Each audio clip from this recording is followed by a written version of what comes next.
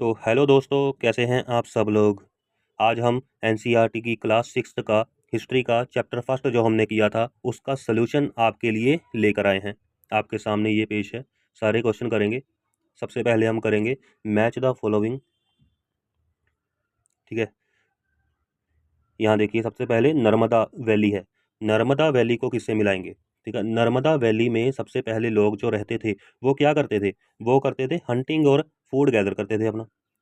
ठीक है, कोई टेक्निक तो और थी नहीं, तो वो फूड गैदर करते थे अपना। ठीक है, उसके बाद मगध। मगध क्या था, ये फर्स्ट बिग किंगडम था। ठीक है, आज की डेट में देखें अगर तो बिहार स्टेट जहाँ पर है वहाँ पर ये किंगडम हुआ करता था। उसके बाद गारो हिल्स। गारो हिल्स में हमने पढ़ा कि यहाँ पर अर्ली एग्रीकल्चर होना स्टार्ट हुई थी, सबसे पहले एग्रीकल्चर यहाँ पर स्टार्ट हुई थी। उसके बाद इंडस एंड इट्स ट्रिब्यूटरी। ठीक है, यहाँ पर हमने पढ़ा कि फर्स्ट सिटीज़ डेवलप होनी शुरू हुई। फर्स्टली यहाँ पर सिटीज़ डेवलप होना शुरू हुई थी इंडस और इस ट्रिब्यूटरी पर, इनके बैंक्स पर। ठीक है, उसके बाद गंगा वैली। गंगा वैली इससे मिला देंगे। ठीक है, सिटीज़ अबाउट 2500 ईयर्स अगो, 2500 साल पहले यहाँ पर सिटीज़ डेवलप होना शुरू हुई थी, पहले इंडस वैली पर फिर गंगा वैली पर। ठीक है, उसके बाद हम चलेंगे सेकंड क्वेश्चन पर। इसमें देखो लिखा हुआ है मेजर डिफरेंस बताओ मैन्युस्क्रिप्ट में और इंस्क्रिप्शन में। दोनों को हमने अच्छे से पढ़ा हुआ है, मैन्युस्क्रिप्ट क्या होते थे और इंस्क्रिप्शंस क्या होती हैं। ठीक है, यहाँ पर देखो मैन्युस्क्रिप्ट होते हैं हैंड रिटन रिकॉर्ड, जो हाथ से लिखी जाने वाली किताब थी या डॉक्यूमेंट था। ठीक है, जर्नली से पाम लीफ पर या फिर बार्क ऑफ ट्री पर लिखा जाता था। ठीक है, उसके बाद इंस्क्रिप्शंस क्या होती हैं, दीज आर एनग्रेव्ड फॉर्म। ठीक है, they are written on the hard surface like stone और मेटल। स्टोन और मेटल के हार्ड सरफेस पर एनग्रेव करके उसे लिखा जाता था। ज़्यादातर राजे महाराजे जब बैटल पर जाते थे, तो जब वो जीत जाते थे तो अपनी यादगारी के लिए वो इंस्क्रिप्शंस बनवाते थे, या फिर अपनी डेली मर्रा की लाइफ में वो क्या कर रहे हैं, ठीक है, उनको इंस्क्राइब करवा देते थे। और ऑर्डिनरी लोग थे जो, वो ऐसा नहीं करते थे। चलो next question, returns to the Rashida question. Chapter में सबसे पहले हमने रशीदा का क्वेश्चन पढ़ा था ना, आपने अगर पढ़ा होगा तो आपको पता होगा। Can you think of some answer to it. तो रशीदा का क्वेश्चन क्या था, रशीदा बेसिकली एक अखबार पढ़ रही थी। ठीक है, अचानक से उसकी नज़र पड़ी एक हेडलाइन पर। उस हेडलाइन में क्या लिखा हुआ था, 100 ईयर्स एगो, 100 साल पहले क्या हुआ था। 100 साल पहले क्या हुआ था हमें कैसे पता चलेगा, ये है ना। तो इसका आंसर हम करेंगे यहाँ पर, one can know about the past in the following different way. हमें कैसे पता चलेगा कि बहुत साल पहले क्या हुआ था। तो बेसिकली हम इसे स्टडिंग मैन्युस्क्रिप्ट और इंस्क्रिप्शंस। ठीक है, स्टडी करके मैन्युस्क्रिप्ट को स्टडी करो या इंस्क्रिप्शंस को स्टडी करो और पता करो क्या हुआ था। और study the various remains of past such as bone tool weapons and coins. Bone tool weapon और क्वाइन को स्टडी करो और फिर पता करो क्या हुआ था। ठीक है, ऐसे हम पता करते थे हमारी हिस्ट्री में क्या होता था।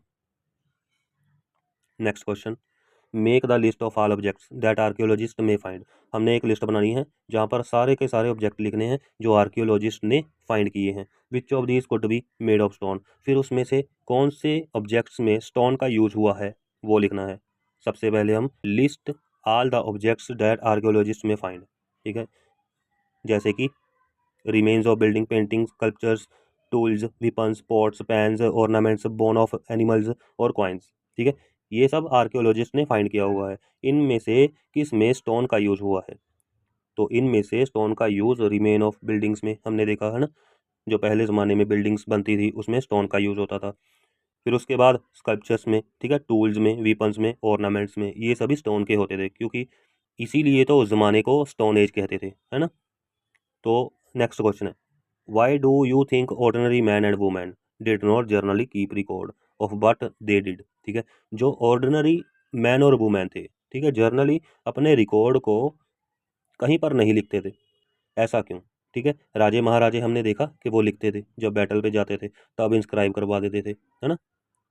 तो इसका आंसर है they did not know the art of writing in the beginning. शुरू में वो राइटिंग की आर्ट है जो उसे नहीं जानते थे, क्योंकि इतनी नॉलेज नहीं थी उनको, पढ़े नहीं थे। ठीक है, और they were not having interest in such work, उनको इस काम में इंटरेस्ट भी नहीं था, क्योंकि लेबरर थे ज़्यादा, है ना, उन्हें डेली मर्रा के काम से मतलब था। डेली काम करना है और डेली खाना खाना है, रोटी खानी है, रोटी कमानी है बस, ठीक है। They did not know the importance of keeping record of events. जब पढ़े लिखे नहीं थे तो कोई चीज़ का इम्पोर्टेंस नहीं उन्हें समझ में आता था, ठीक है, उनको नहीं कोई चीज़ का इम्पोर्टेंस लगता था।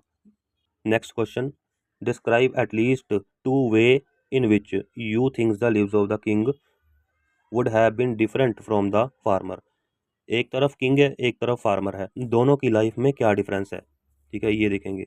The king use to live in the palaces और बिग हाउस। जो किंग होते थे वो बड़े बड़े हाउसेस में रहते थे, पैलेसेस में रहते थे, ठीक है। जो फार्मर होते थे वो हट में रहते थे, छोटे छोटे हाउसेस में रहते थे, ठीक है। The Kings were dependent for their food on the farmer.